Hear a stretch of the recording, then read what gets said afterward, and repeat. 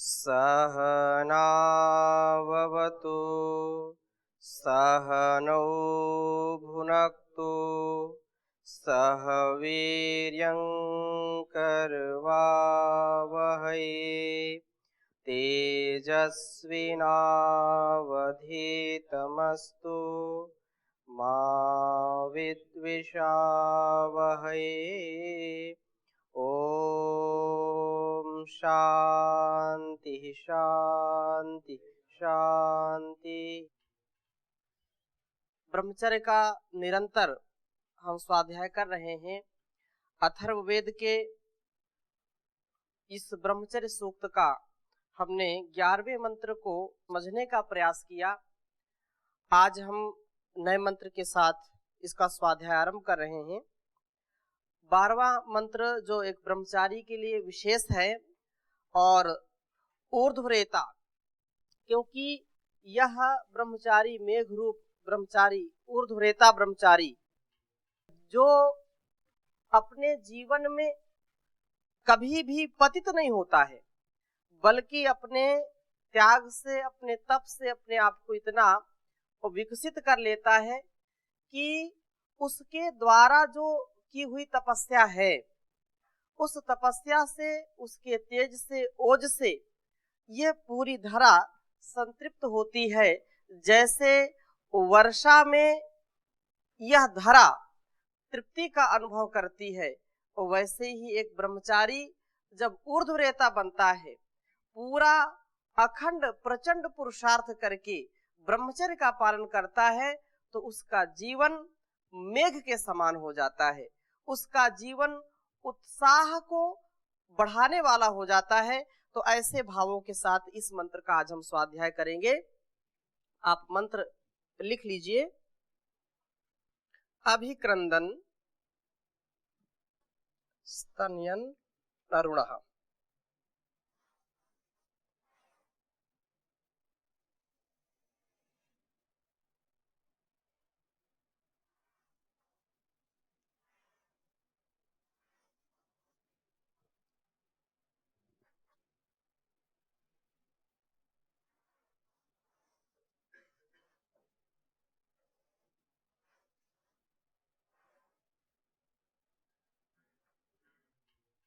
अरुणः शितिंगो।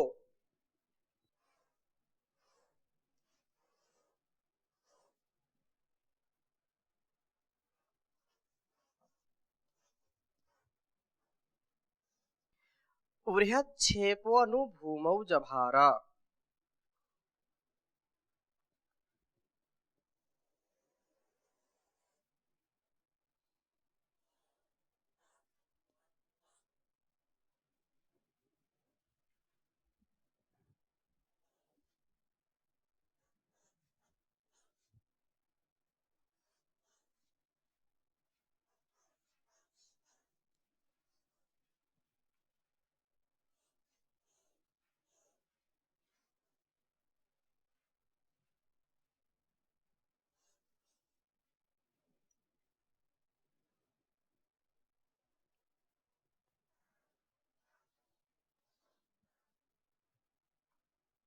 भूमौ जभार।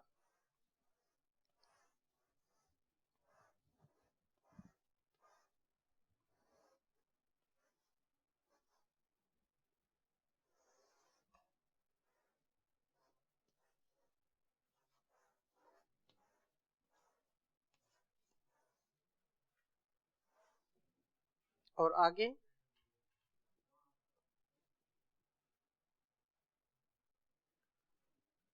ब्रह्मचारी सिंचति सानौ रेतः।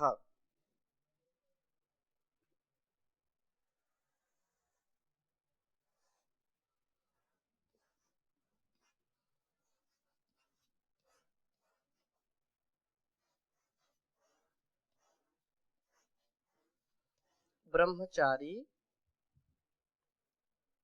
सिंचति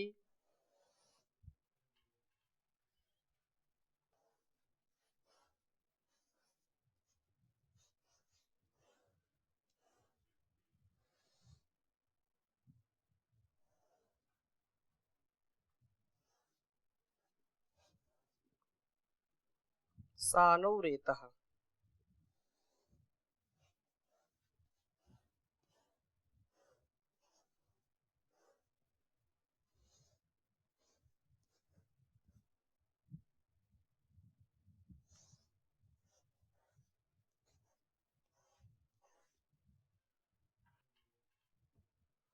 पृथिव्यां तेन जीवन्ति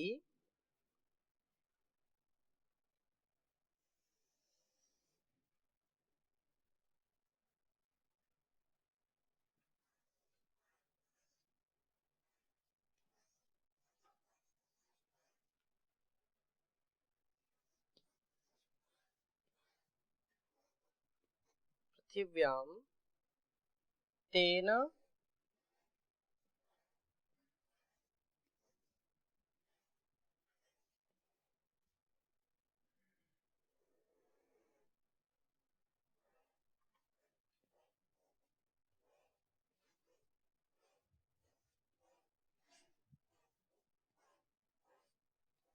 तेन जीवन्ति प्रदिश्चतस्रः।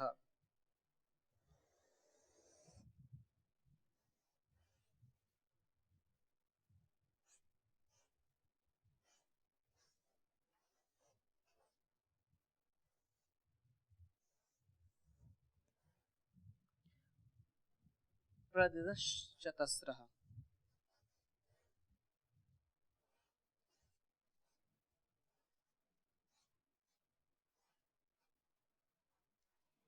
उच्चारण करेंगे। अभिक्रंदन स्तनयन नरुणः, यहाँ अरुणः सितिंगो बृहच्छेपोनुभूमौ जभार। ब्रह्मचारी सिंचति सानौ रेतः। पृथिव्यां तेन जीवन्ति प्रदिशश्चतस्रः। अभिक्रंदन स्तनयन नरुणः सितिंगो बृहच्छेपोनुभूमौ जभार। ब्रह्मचारी सिंचति सानौ रेतः। पृथिव्यां तेन जीवन्ति प्रदिशः चतस्रः। बहुत ही उत्तम बात है। और एक ब्रह्मचारी के लिए इससे बढ़कर के उत्साह की क्या बात हो सकती है कि ऊर्ध्वरेता जो सभी ब्रह्मचारियों का एक उद्देश्य होता है, एक ललक होती है, एक चाहत होती है कि वह अपने जीवन में ऊर्ध्वरेता बने।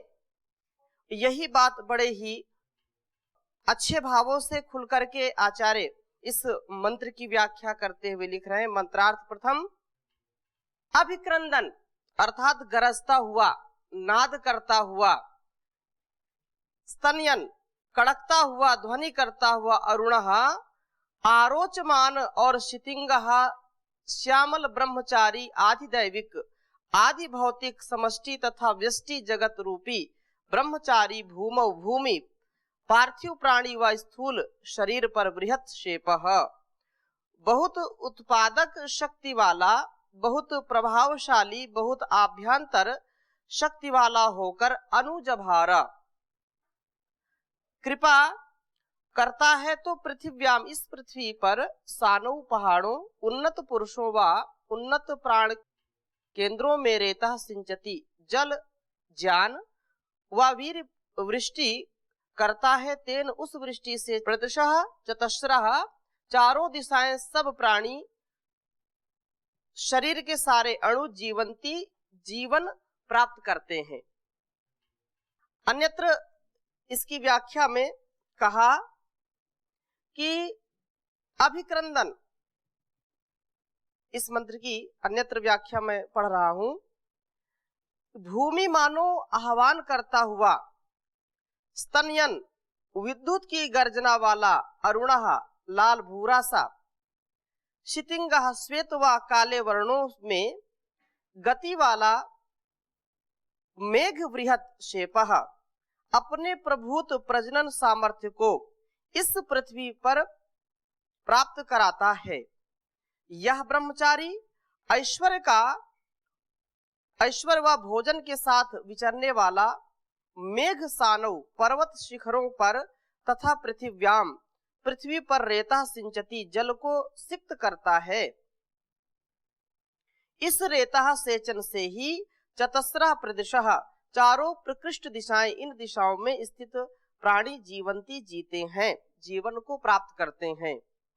मेघ भी मानो ब्रह्मचारी हैं, जल की ऊर्ध्व गति से बनता हुआ यह हमें भी ऊर्ध्वरेता बनने की प्रेरणा देता है। यह पृथ्वी पर जब अपने रेतस का सेचन करता है तब अन्न आदि उत्पत्ति जो है, अन्न फल फूल आदि की उत्पत्ति होती है। प्राणियों का जीवन बिना अन्न के, बिना वनस्पति के नहीं चल सकता है। ऐसे ही हमारे जीवन में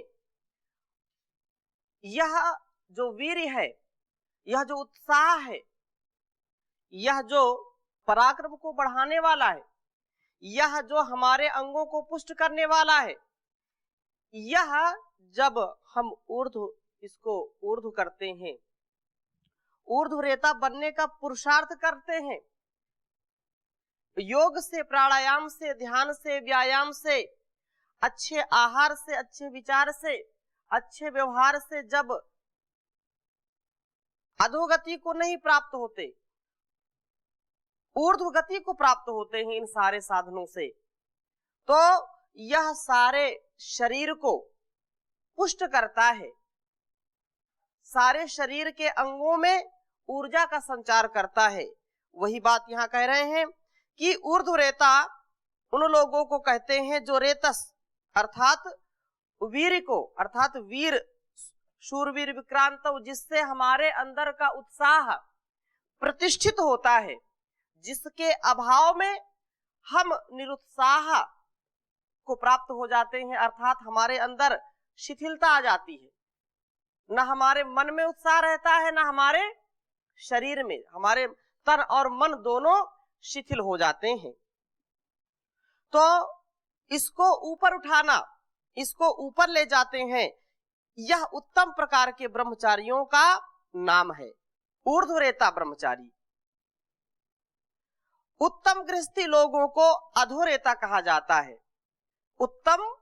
जो उत्तम गृहस्थी है, अर्थात जो पारिवारिक जीवन को व्यतीत करते हैं, दाम्पत्य जीवन को व्यतीत करते हैं, उनको अधोरेता कहा जाता है, और उत्तम जो ब्रह्मचारी उसको ऊर्ध्वरेता कहा जाता है।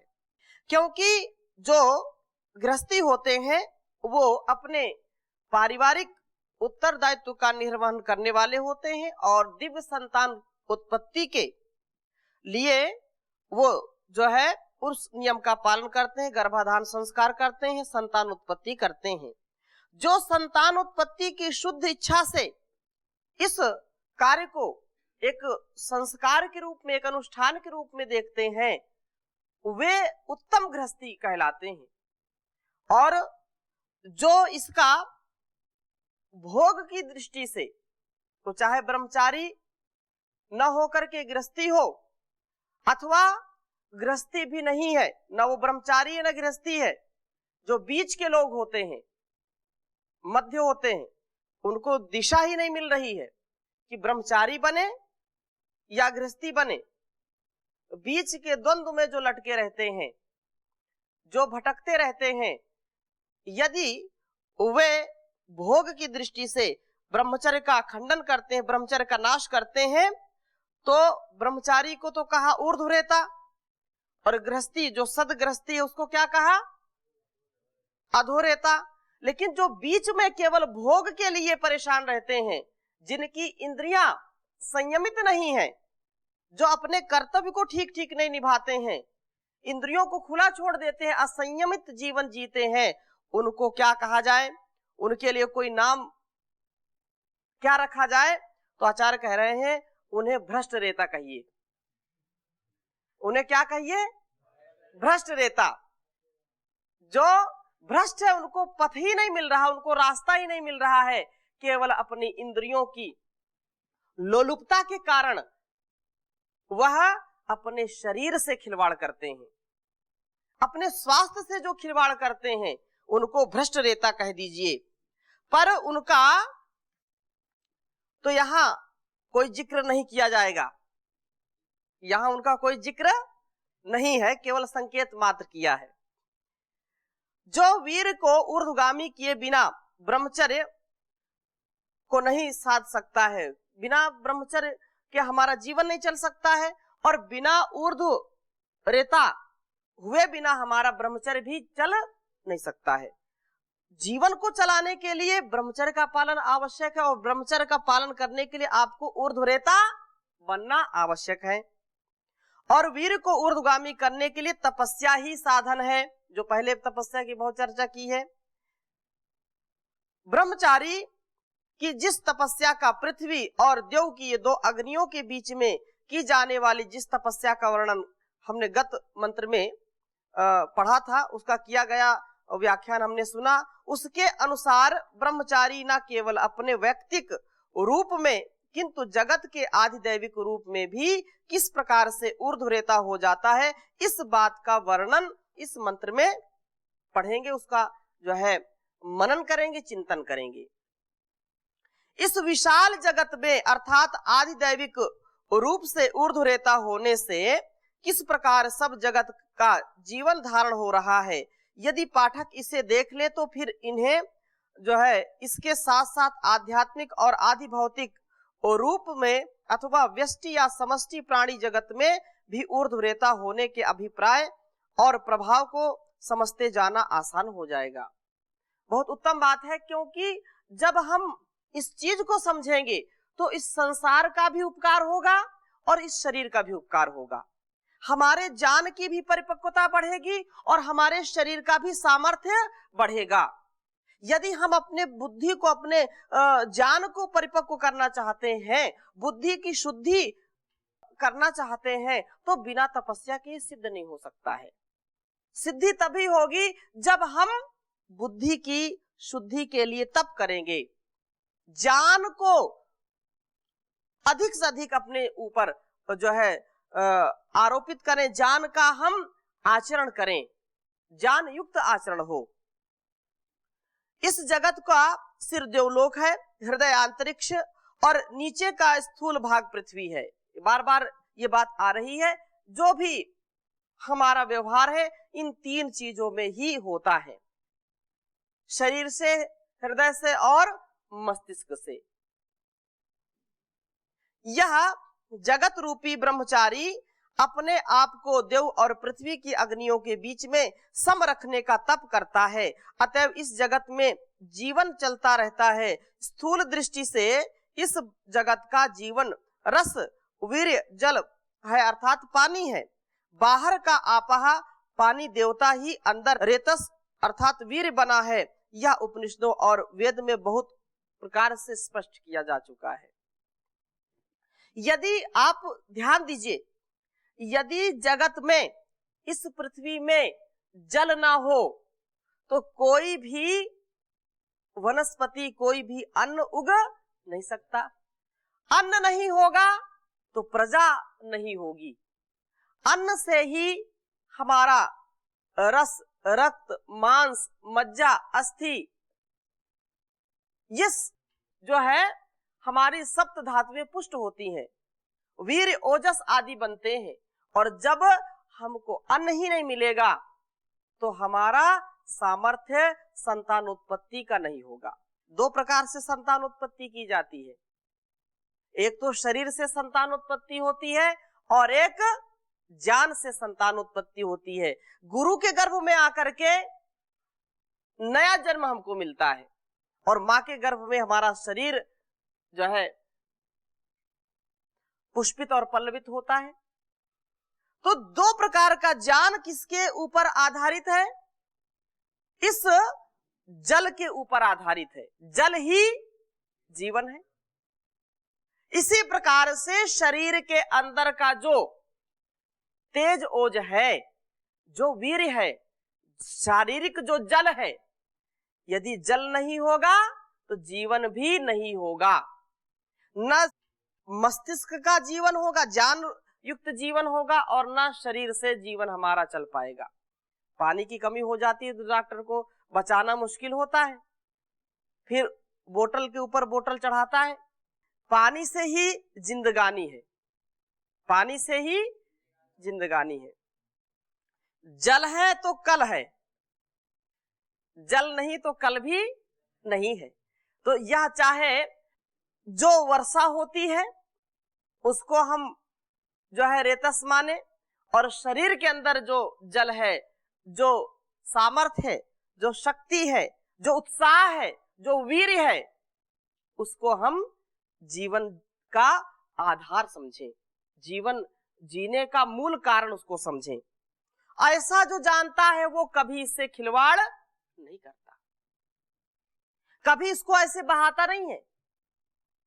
बाहर भी कोई पानी ऐसे बहाने लगे बिना किसी प्रयोजन के तो लोग बोलते हैं कि क्यों बहा रहे हो फालतू में पानी।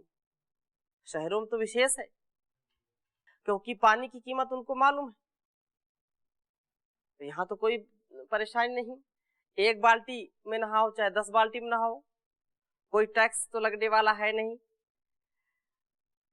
कहने का आशय ये है कि हम जीवन को यदि संतुलित करना चाहते हैं, जगत को संतुलित करना चाहते हैं, तो संयम ही उसका मुख्य उपाय है।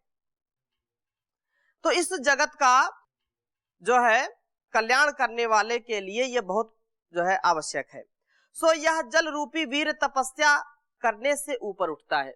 जैसे पृथ्वी में जो जल होता है यह उष्णता से ऊपर जाता है, भाप के रूप में जाता है, हाँ, और ऊपर फिर स्थापित हो जाता है। ऊपर से यदि वर्षा ना हो तो परेशानी हो जाए, यदि नीचे से यह ऊपर ना जाए तो वह प्रक्रिया भी पूरी नहीं होती है। जब वर्षा होती है तो पूरी धरती जो है संतृप्त हो जाती है, उसकी प्यास बुझ जाती है। तो जितना ताप उष्णता अधिक होता है, उष्णता आप अपने अंदर कैसे करेंगे? तो जैसे उपाय बताया, प्राणायाम से, योग से, व्यायाम से, तप से, पुरुषार्थ से, अपने आप की जो इंद्रियां हैं उनको नियंत्रित करने से आपका तप सदा बढ़ता रहता है। तो यह तपस्या व समता इस जगत में स्पष्ट देखे जा सकते हैं। वह जल द्युलोक की अग्नि सूर्य के आकर्षण के कारण सब ऊपर सूर्य में जाकर के शोषित नहीं हो जाता, और न नीचे पृथ्वी की अग्नि के आकर्षण के कारण नीचे ही पड़ा रहता है, किंतु बीच अंतरिक्ष में स्थित होता है। जैसे सूर्य के प्रकाश से जल तो ऊपर जाता है, लेकिन सूर्य के पास नहीं जाता, वो बीच में स्थापित हो जाता है, बीच में रुक जाता है अंतरिक्ष लोक में। और इसी कारण अंतरिक्ष का महान समुद्र बना हुआ है। जितना जल नीचे हम देखते हैं उससे भी ऊपर अधिक जल है, ऐसा कहते हैं। कहाँ कैसे रुका है ये ईश्वर की व्यवस्था है। बल्कि अंतरिक्ष बना हुआ है। जैसे मनुष्य अपने हृदय में अपना जीवन केंद्र रखता है, वैसे ही इस जगत का जीवन केंद्र भी अंतरिक्ष में है। वही ब्रह्मचारी का आत्मा रहता है, वहीं से यह आत्मा देव और पृथ्वी के साथ ठीक प्रकार का संबंध रखता है और दोनों को जीवन देता है। हम जानते हैं कि सूर्य रश्मियों के कारण अंतरिक्ष समुद्र में आवश्यकता होने पर मेघ बनते हैं और पृथ्वी के उन्नत स्थानों अर्थात पहाड़ों पर बरसते हैं। जो ऊंचा स्थान होता है वर्षा सबसे पहले वहीं से आरंभ होती है, पहाड़ों पर टकराते हैं ऐसा कहते हैं, और फिर धीरे धीरे वह पूरी पृथ्वी पर व्याप्त होता है। पहाड़ों का पानी जो है नदी रूप में, स्रोत रूप में और नाना रूप में होकर के भूमि के नीचे जो है वासी को जीवन रस पहुंचाता है। जो पृथ्वी पर नीचे रहते हैं, ऊंचे पहाड़ों पर नहीं रहते हैं, तो नदियों के द्वारा वह जल उन तक पहुंचता है जिनसे उनका जीवन चलता है। यह सब ऊर्ध्वगामी हुए जल वीर की महिमा है। जब जल सूक्ष्म होकर के ऊपर उठता है, तब वह जल स्थूल जल नहीं रहता, वह वाष्प बन करके ऊपर उठता है। जैसे कि वीर्य ऊपर उठ करके सूक्ष्म वीर्य अर्थात ओज बन जाता है, ओज बन करके यह ऊपर उठता है। ओज के रूप में ही वह सारे शरीर को धारण करता है, शारीरिक जीवन का आधार बनता है। सूक्ष्म जल वाष्प रूप में ही आंतरिक समुद्र में रहता है, जो कि सब जगत का जीवन आधार है। इस सूक्ष्म जल का जब कुछ अंश पृथ्वी को जीवन वर्षा देने के लिए स्थूल रूप धारण करता है, तो यह शुद्ध रूप में आता है। इसमें पृथ्वी की मलिनताएं नहीं होती और द्युलोक की दिव्यता मिली होती है। जैसे कि ओज के समुद्र के कारण ब्रह्मचारी में जो कुछ स्थूल वीर्य स्थूल शरीर के लिए उत्पन्न होता है, वह शुद्ध ही होता है। वह शारीरिक मलिनता, उत्तेजनावश होने वाली प्रवृत्ति से रहित तथा दिव्यता, आत्मशक्ति, तेजस्विता से युक्त होता है। तात्पर्य यह है कि ऊपर से बरसने वाला जल शुद्ध होता है, दूसरे प्रकार का होता है। वह शुद्ध इसलिए होता है क्योंकि तपस्या द्वारा ऊर्ध्वगामी किया जाता है। तपस्या द्वारा देव और पृथ्वी के सम उचित गुणों से युक्त होता है। अभिक्रंदन गर्जन करता हुआ, नाद करता हुआ, स्तनयन अर्थात कड़कना व ध्वनि, इन दोनों जो शब्दों में जो मेघ अर्थात जगत के अंतरिक्ष की या ब्रह्मचारी के अंतरात्मा की आवाज का वर्णन किया गया है, वह भी मेरी समझ में देव और पृथ्वी इन दोनों के आकार वाणी पर पड़ने वाले और इन दोनों पर असर करने वाले उचित सम प्रभावों को सूचित करने के लिए है। ये सारी चीजें इतनी सरलता से और सहजता से यदि हमारे समझ में आ जाए तो कोई भी व्यक्ति अपने को अधोगामी नहीं बना सकता है, क्योंकि वास्तव में जितना जितना इसको हम ऊर्ध्वरेता बनाते रहेंगे, उतना उतना हमारे शरीर का और हमारे सामर्थ्य का परिष्कार होता रहेगा।